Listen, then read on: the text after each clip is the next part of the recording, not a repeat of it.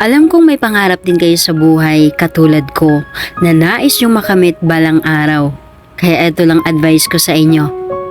Kailangan yung protektahan ang pangarap nyo at wag na wag kayong makikinig sa sasabihin ng ibang tao dahil ikaw lang ang makakatupad ng pangarap mo, wala nang iba.